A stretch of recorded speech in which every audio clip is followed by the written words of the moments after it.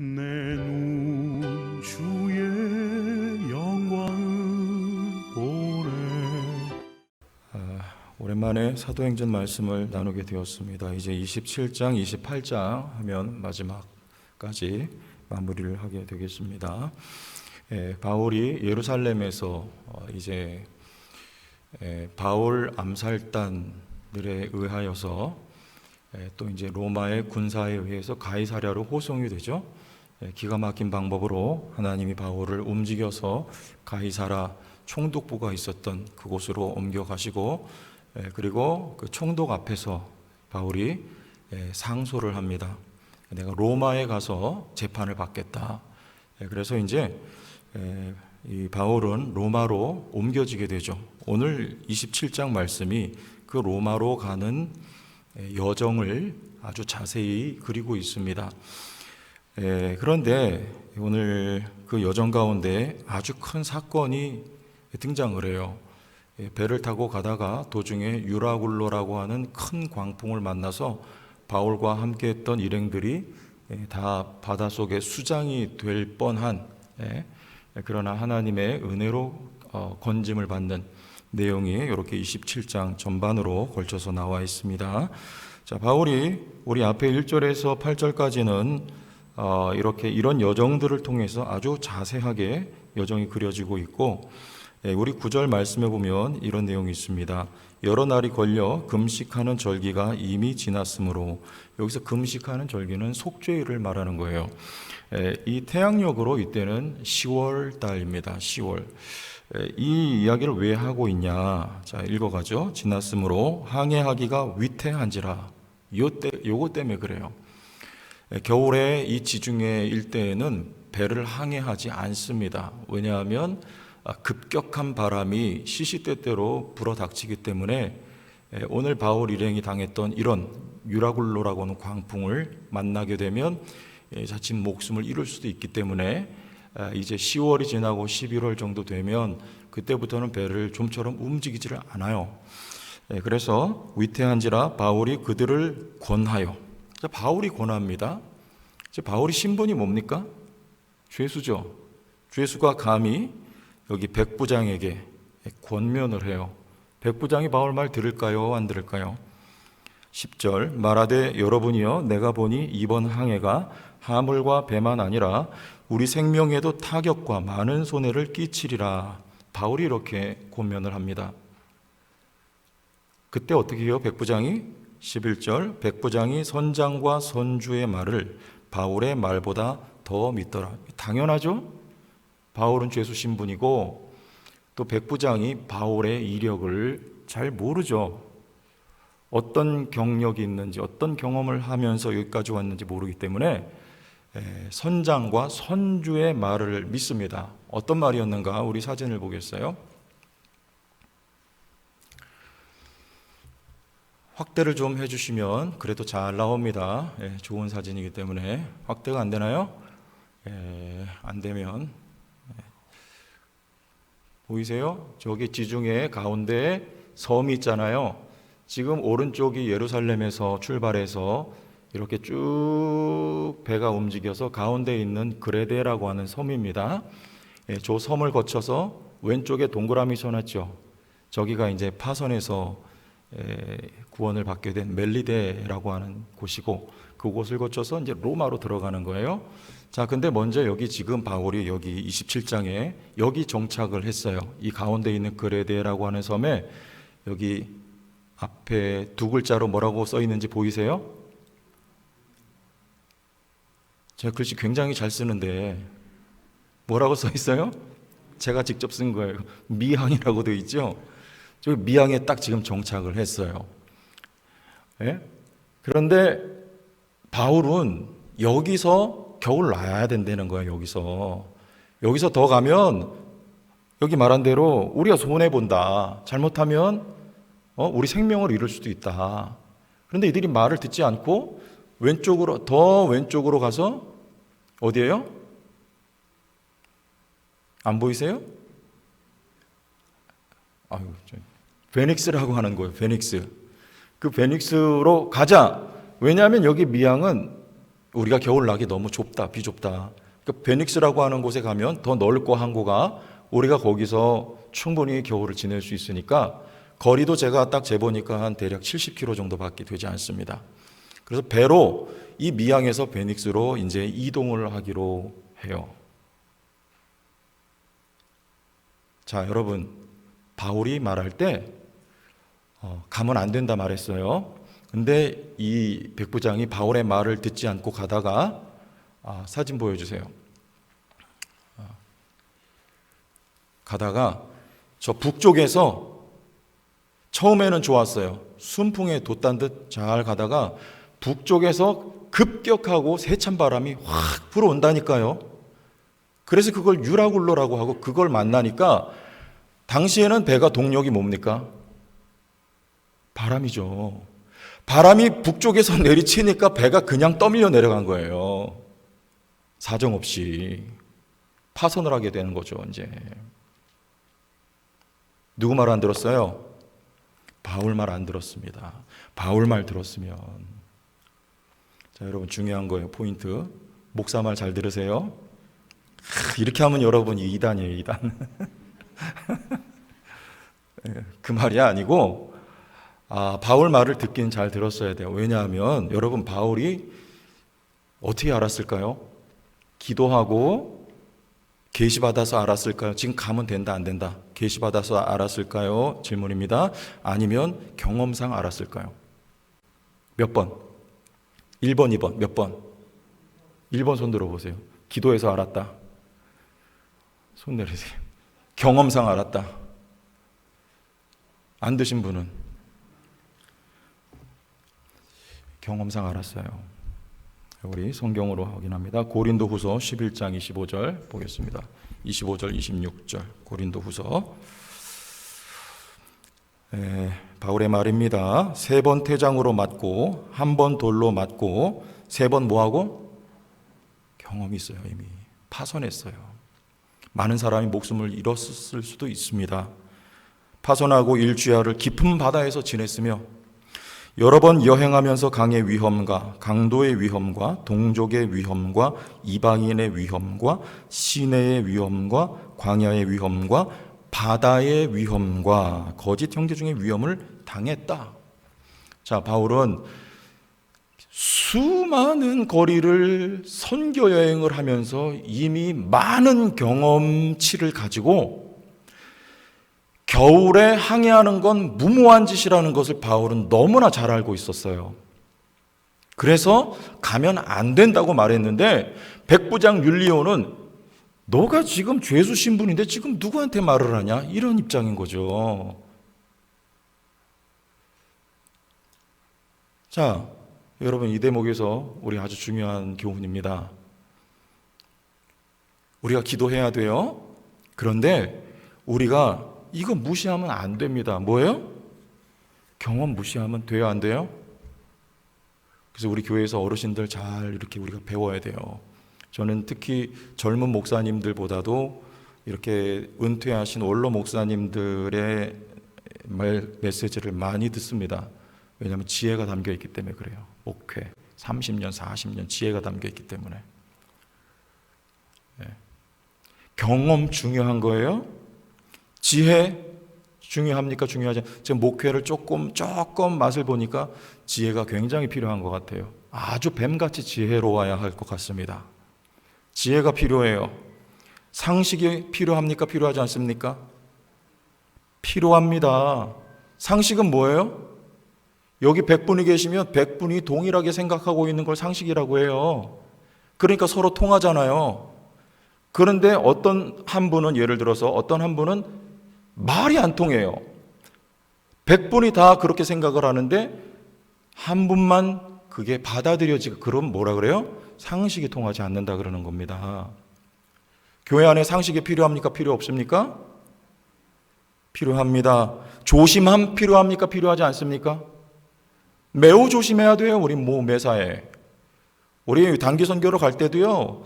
잘 살펴야 됩니다. 기후 살피고 그 시기 살피고 현지 어떤 일이 일어나고 있는지 다 살펴가지고 위험 요소가 있으면 안 가야죠. 단기 선교 갈 때도.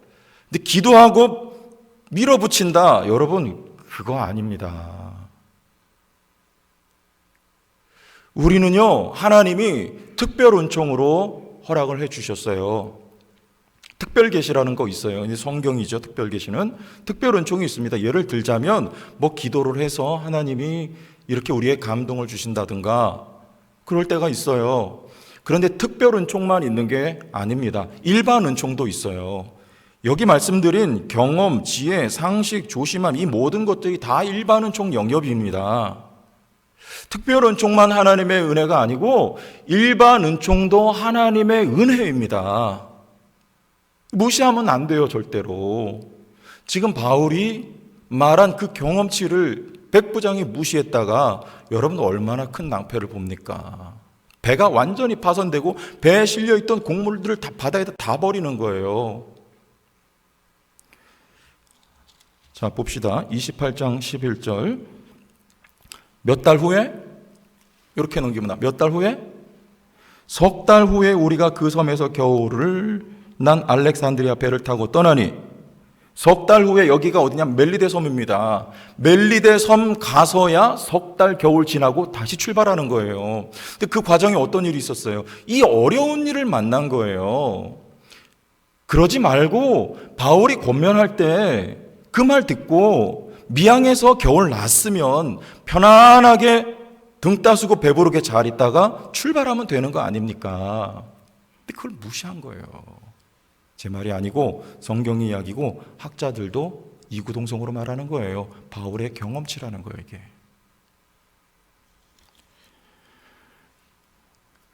매우 중요합니다. 여러분, 기도를 우리가 해야 돼요. 그러나 하나님이 우리에게 주신 모든 것들을 사용할 줄 알아야 돼요. 존중해야 됩니다. 우리 교회에서 특히 그래요. 여러분 마띠아 뽑을 때 뭐하고 뽑았어요? 우리 성경 봅시다. 1장 24절 26절. 사도행전 1장으로 가면 우리 권사님들은 제가 읽어드리고 우리 40대 50대 이하는 찾으세요. 1장 24절 26절. 그들이 기도하여 이르되 뭐 했어요? 먼저 기도해요. 기도해야 돼요. 기도하여 이르되 뭇사람의 마음을 아시는 주여 이 두 사람 중에 누가 주님께 택하신 바 되어 봉사와 및 사도의 직무를 대신할 자인지를 보이시옵소서. 유다는 이 직무를 버리고 제 것으로 갔나이다 하고 뭘 뽑아요? 제비 뽑아요. 제비 뽑아야 됩니다. 기도만 하고 사람 뽑은 거 아닙니다. 기도하고 제비 뽑아야 돼요.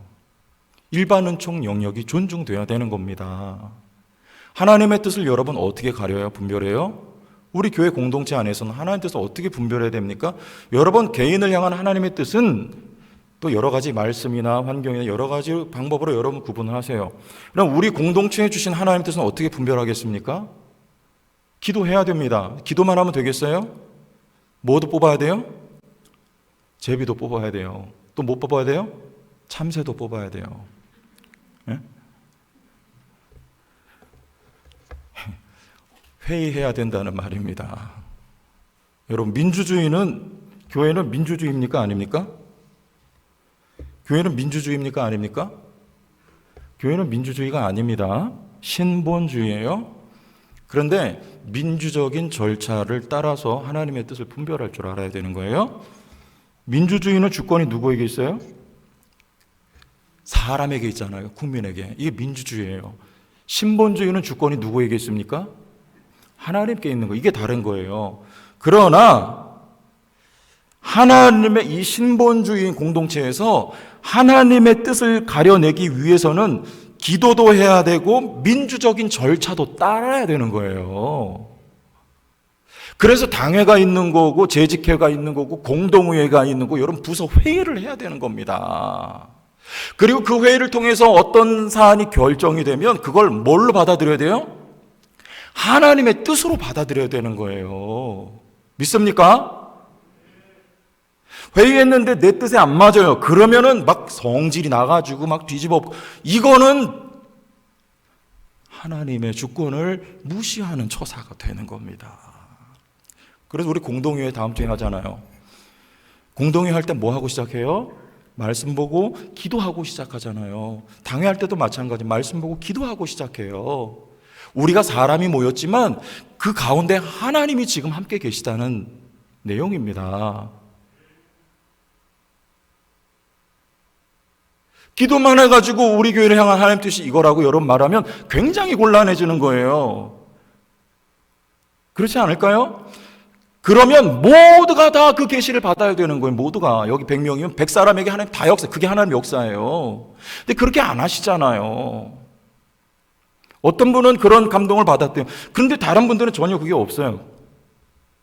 그러니까 기도하고 우리가 하나님이 우리에게 주신 일반 은총 영역을 우리가 활용을 해야 되는 것입니다. 기도하고 제비 뽑아야 되는 거예요. 아멘? 우리가 하나님의 뜻을 그렇게 분별할 줄 알아야 돼요. 여러분 결혼할 때도 마찬가지입니다. 제가 결혼할 때 어떻게 했게? 이건 물론 뭐 개인적인 얘기이지만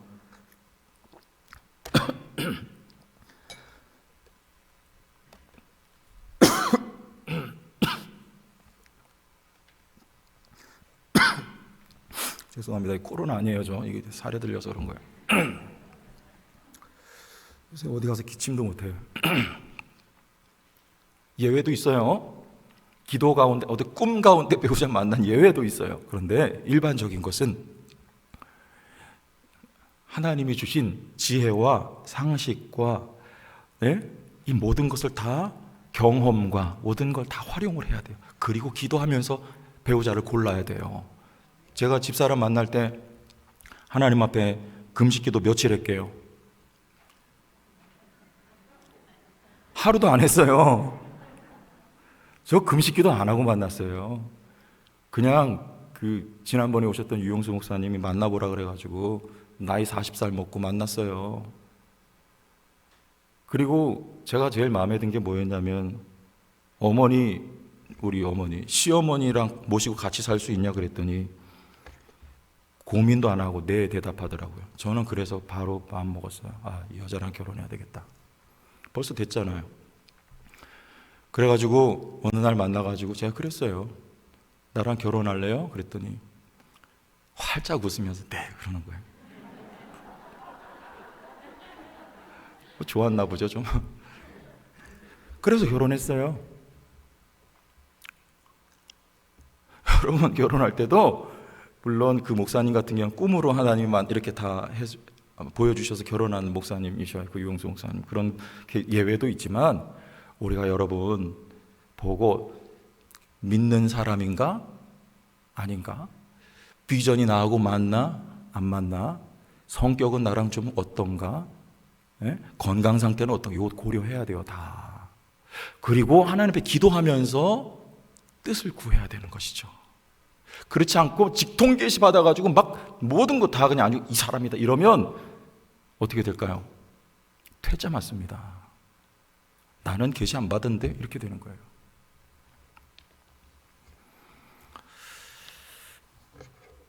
자, 우리 교회에서 이런 상식적인 또 하나님이 주신 일반 은총의 영역을 충분히 활용하고 존중하는 우리 교회 문화가 되기를 바랍니다. 그래야 이게 균형 있는 건강한 신앙생활을 할 수 있습니다. 그렇지 않으면 안 돼. 대화가 안 돼. 대화가. 두 번째, 우리 23장 11절 사도행전 하나님의 뜻은 굽혀지지 않습니다. 보세요. 사도행전 23장 11절 봅니다. 앞에 나옵니다. 자, 그날 밤에 주께서 바울 곁에 서서 이르시되 담대하라. 내가 예루살렘에서 나의 일을 증언한 것 같이 로마에서도 증언하여야 하리라 하시니라. 어디에서 이게? 예루살렘에서 바울이 고난을 받을 때 하나님이 담대하라고 바울 곁에 서서 말씀하셨던 내용인데 이 내용이 중간에 이 유라굴로라고 하는 광풍 사건이 있은 다음에 이때는 하나님이 바울에게 직접 음성을 들려주셨던 거예요. 앞에는 바울의 경험이고 여기는 바울의 직접 주님이 음성을 들려주셨던 것. 자, 우리 27장 24절 말씀 봅니다. 23절, 24절 볼게요. 23절 24절 내가 속한 바 곧 내가 섬기는 하나님의 사자가 어젯밤에 내 곁에 서서 말하되 바울아 두려워하지 말라 내가 가이사 앞에 서야 하겠고 또 하나님께서 너와 함께 항해하는 자를 다 내게 주셨다 하였으니 어때요? 똑같죠? 예루살렘에서도 주님이 1차 주셨던 말씀의 내용이에요. 그런데 지금 유라굴로라는 광풍을 만나서 배가 다 파손될 지경입니다. 그런데 하나님이 바울에게 밤에 나타나셔서 특별히 하나님의 사자가 나타나셔서 바울 곁에 서서 말씀하신 거예요. 두려워하지 말라. 내가 로마에 가서 가이사 앞에 서야 한다. 자, 하나님의 뜻은 사람은 실수합니다. 사람들은 바울의 말을 듣지 않아서 어려움을 겪어요. 그럼에도 불구하고 하나님의 뜻은 예나 지금이나 똑같아요. 굽혀지지가 않아요. 하나님의 뜻은 바울이 로마에 가는 거기 때문에 그래요. 로마에 가는 거예요. 따라서 하나님이 그들을 건져주십니다. 살려주시는 거예요. 자, 여러분 멜리데 가서 어떤 일이 일어나요? 28장 보면 가자마자 추워서 불을 쬐입니다. 그때 독사가 나와서 바울의 손을 물어요. 근데 죽어요, 안 죽어요? 성경에 이런 표현이 나와요. 28장 5절 보니까 바울이 그 짐승을 불에 떨어버리매 조금도 상함이 없더라. 왜 이런 역사가 있습니까? 어디 가야 되니까? 바울이 로마에 가야 되거든요. 하나님의 뜻이거든요. 하나님의 뜻은요, 유라굴로도 독사도 막지를 못합니다. 하나님의 뜻은 반드시 이루어집니다. 예?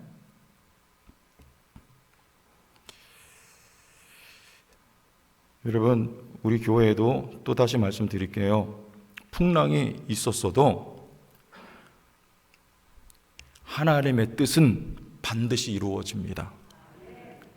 풍랑이 가운데 있고 이전에 제천 송도교회 하나님 세우신 뜻이 있어요. 풍랑이 몇 차례 가로막았어도 그 뜻은 굽혀지지 않습니다. 하나님이 오늘도 말씀하시는 거예요. 바울 곁에 서서 두려워하지 말아라. 내가 너희를 다 살려내리라. 하나님의 뜻은 제천 송도교회를 통해서 이루어질 것을 믿읍시다. 믿으세요. 믿고 사역하세요. 여러분 재직들 믿고 일어나시길 주의 이름으로 축원합니다. 늘 마음속에 담고 있어요. 하나님 일하시리라. 그런데 보이는 건 없어요. 원래 하나님의 역사가 그래요. 모세를 보냅니다. 이스라엘 백성에게 설득하라 그래요. 하나님의 말씀을 전하라 그래요. 출애굽시키겠다고. 그런데 변화가 있습니까? 없습니까? 상황은 더 나빠져요. 바로의 마음은 더 강팍해집니다. 하나님의 일하시는 건 그런 거예요. 당장 눈앞에 나타나는 거 아닙니다. 그러나 우리의 믿음이 필요한 거예요. 하나님이 일하시리라. 이유가 있어서 하나님의 영광이 더 크게 드러나게 하기 위하여서 하나님 바로의 마음을 더욱더 강팍하게 역사하셨던 거예요. 그런 결정적인 순간에 그를 하나님이 꺾어버리십니다. 성도교회도 여러분 보이는 거 가지고 판단하지 마십시오. 약속의 말씀 붙들고 나가세요. 저는 분명히 믿어요. 이 교회를 통해서 하나님 하실 일이 있습니다.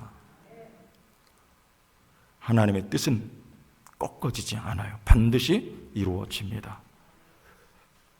자, 한 가지만 더 봐요. 우리 읽었던 말씀 이런 이야기가 있습니다. 24절에 보니까 사도행전 27장 24절 바울아 두려워하지 말라. 내가 가이사 앞에 서야 하겠고 또 하나님께서 누구를?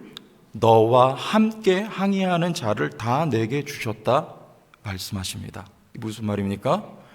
여러분 의인 한 사람이 있으면 그 가정이 살아요.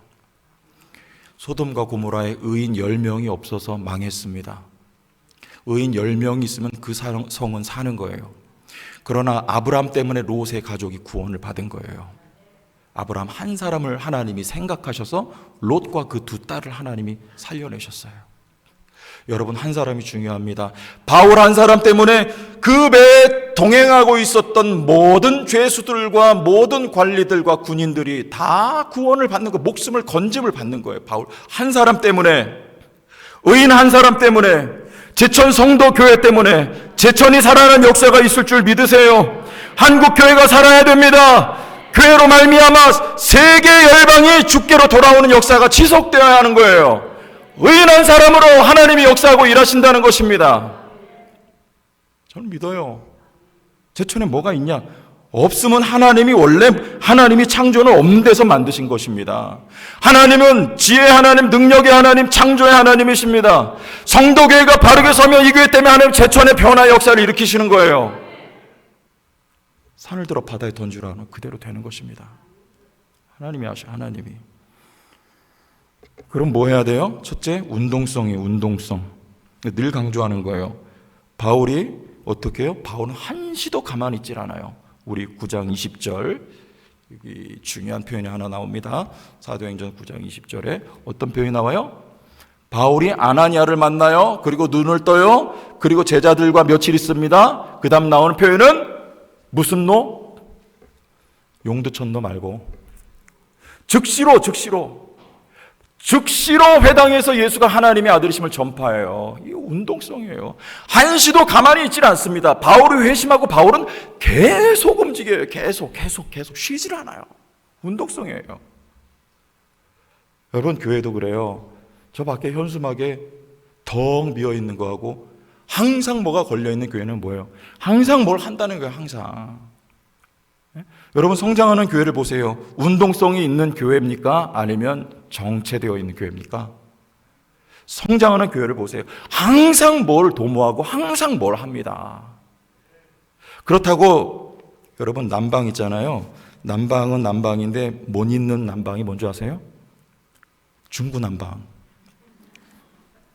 우리가 하나님의 일을 항상 해야 되는데 중구난방으로 하면 안 돼요. 그러면 힘만 다 빼는 거예요. 우리 교회 세 가지 같이 비전 뭐예요? 첫째, 저 앞에 써 있잖아요. 예배, 할렐루야. 또 둘째, 제자, 양육. 셋째, 선교. 이게 우리 교회 핵심 가치라니까요. 요 핵심 가치에 따라서 재정을 집행하고 우리가 프로그램도 운영하고 에너지를 집중하는 거예요.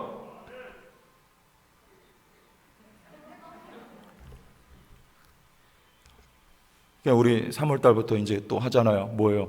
수요 치유 기도회도 하고 또 현장 전도도 나가고 우리 생명의 삶 양육도 시작하고 이게 첫 번째 양육 세가족반 생명의 삶. 그 다음에 또 다음 단계들이 있습니다. 한번 소개할 거예요. 그 전도도요. 우리 선교 구역별로 선교 부서별로 선교하고요. 그리고 우리 전도 또 전도 선교하고 전도는요. 문화권에 따라서 명칭을 다르게 쓰는 것뿐입니다. 다 선교예요. 다 문화권이면 선교라고 하고 같은 문화권이면 전도라고 하는 거예요. 여기 선교하는 거예요. 운동성이에요. 하나님이 우리 교회에 주신 비전을 가지고 항상 움직이고 역동성이 있는 교회가 되어야 되는 것입니다. 바울이 그렇게 사역했어요. 운동성이 있어야 돼요. 두 번째는요, 방향성이 있어야 돼요. 방향성은요, 바울은 로마를 향하여 서바나를 향하여 항상 향하여. 우리 제천 성도기는 어디를 향하여입니까? 나를 향하여, 우리를 향하여. 이걸 뭐라 그래요? 원심은 뭐예요? 원심은 에너지의 방향이 안입니까? 바깥입니까? 바깥으로. 이게 원심이잖아요. 구심은요, 안으로. 우리 교회의 이 영적인 에너지는요, 원심이에요? 구심이에요? 원심이잖아요. 우리가 모이긴 모입니다. 모여서 기도합니다. 성경 공부합니다. 그러나 목적은 뭐예요? 바깥으로 나가야 되는 거예요. 전도해야 되는 거예요. 선교해야 되는 거예요. 구제해야 되는 거예요. 섬겨야 되는 것입니다. 이 방향성이에요. 방향성. 어디까지? 바울은요, 당시에 생각할 수 있는 최고의 땅끝이 어디냐면 서바나 스페인이었어요. 여러분, 생각할 수 있는 최고의 땅끝까지 우리 교회가 비전을 설정해 놓고 달려나가는 교회가 돼야 돼요. 이 방향성입니다. 제천에서부터 시작하고요, 땅끝까지 이르러 방향성 가지고 나가는 교회가 건강한 교회가 되고 성령이 충만한 교회가 되고 그 교회를 통해 하나님의 능력이 나타나는 거예요. 운동성이 있어야 돼요. 방향성이 있어야 돼요.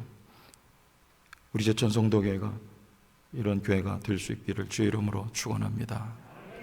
주님이 그래서 바울과 그런 바울에게 내가 너와 함께하니 두려워하지 말라 말씀하시는 거예요.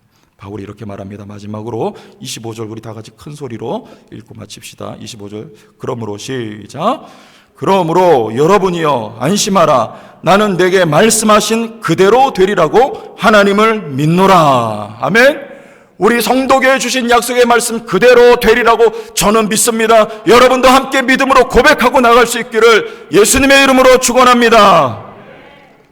주의 영광 이곳에 가득해 우린